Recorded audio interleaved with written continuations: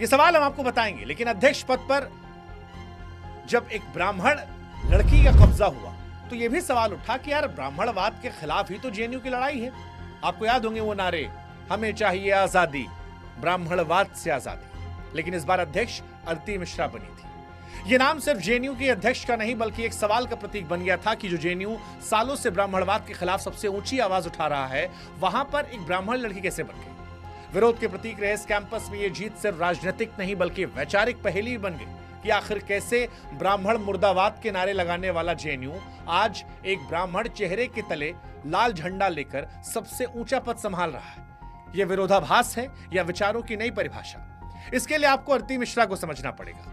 आरती मिश्रा बनारस से आती है, वो शहर जो धर्म और दर्शन के साथ बहता है। गंगा किनारे पली बढ़ी आरती ने बचपन से विरोध की भाषा सीखी।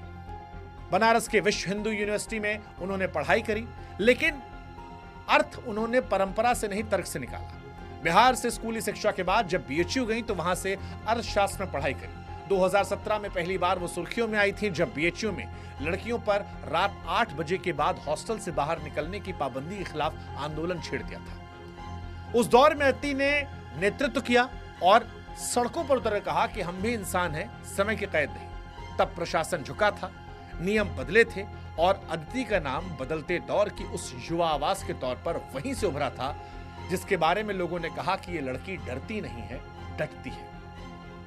अब अदिति उसी जेएनयू कमान संभाले, उसी जगह, उसी विचारधारा की पहचान के तौर पर, प्रतीक के तौर पर नजर आ रही है। लेकिन ये जीत जितनी राजनीतिक है उतनी प्रतीकात्मक भी। एक ब्राह्मण लड़की उस संस्थान की अध्यक्ष बनती है जो वर्षों से ब्राह्मणवाद के ढांचे को चुनौती दे रहा है। और इसीलिए सवाल उठा कि यह विचारधारा की सीमा है या उसका विस्तार।